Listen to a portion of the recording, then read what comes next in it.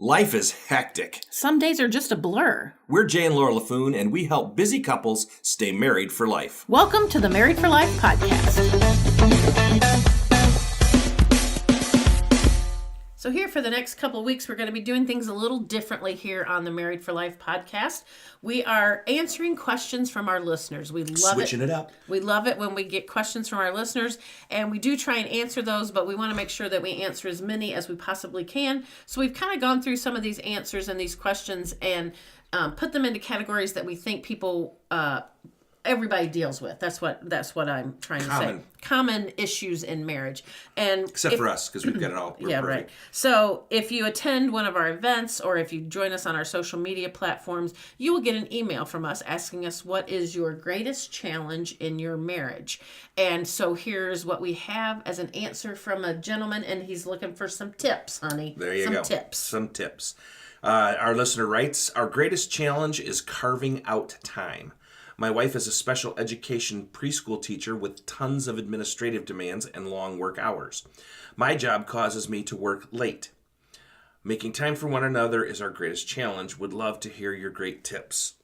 I think this is a very common issue in marriages, especially when you have both people working outside the home, plus you have children and you have their calendar. I think making time is a very difficult issue for every married person, I would think. Yes, but there's also some simple answers. Number one is stop working so much. I mean, if you're not in control of your own time, then no one is. It's because I don't mean to sound harsh, but they're not making time. You know what I'm saying? We're not carving it out. Our greatest challenge is carving out time. That says to me that this other stuff is in stone, but that spending time together is not in stone.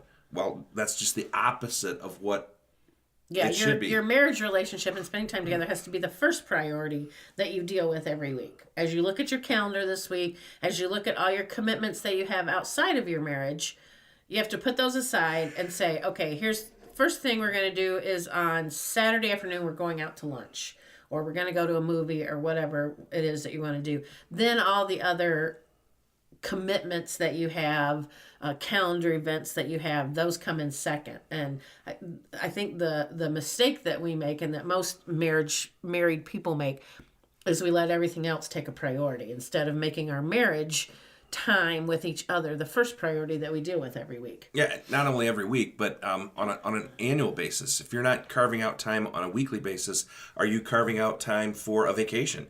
Just the two of you. One of the things Laura and I really emphasize, and know it's not easy, and yes, it can cause a lot of heartache, but is to get away from your kids if you got kids at home.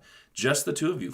It could just be an overnight, but you've got to make those times sacred. You've got to make those times holy, and we believe it starts with taking 15 minutes of uninterrupted conversation every day.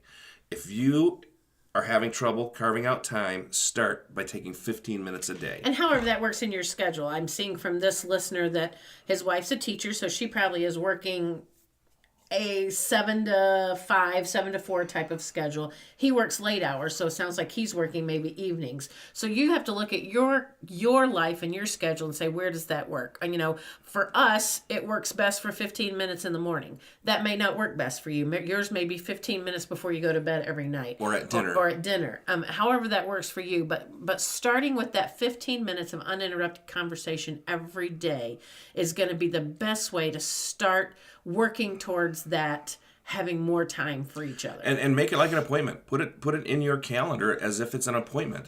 You do that for all your job-related appointments. You do that for job-related deadlines, for job-related tasks. If you don't treat your marriage with the proper respect it deserves, you're not going to have the marriage that you desire. After, when I was looking through some of these questions to put on the podcast this week, one of the listeners wrote in that was very similar to this, that they have very different schedules. Part of it is because he's on the road a lot.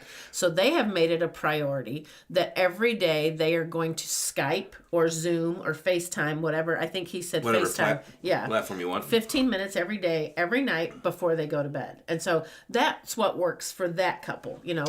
However it works for you. This says this gentleman works late hours. So maybe does he get a coffee break at work? Right. If you're working a late night shift. So spend those 15 minutes on a FaceTime call with your wife, so you get those 15 minutes every day. And this is not uncommon because when I first started speaking, I was doing a lot of youth speaking, and Laura was not traveling with me. And one of the first marital tools that we bought was a cell phone because I was gone.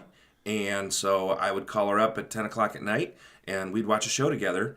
It would annoy her because she had to be on the phone, but it was a way for us to connect as we watched the show together. We would talk during commercials, and it was just very effective way for us to stay connected. If you're not spending time together, you're not going to be able to stay connected, regardless of your love language. It's just that purposeful connecting on a personal level only happens with time. Our friend Ken Davis says love is spelled T-I-M-E. And there's a lot of truth to that. Again, we enjoy getting your questions, so please feel free to send those to podcast@jayandlaura.com, and we would love to answer your questions.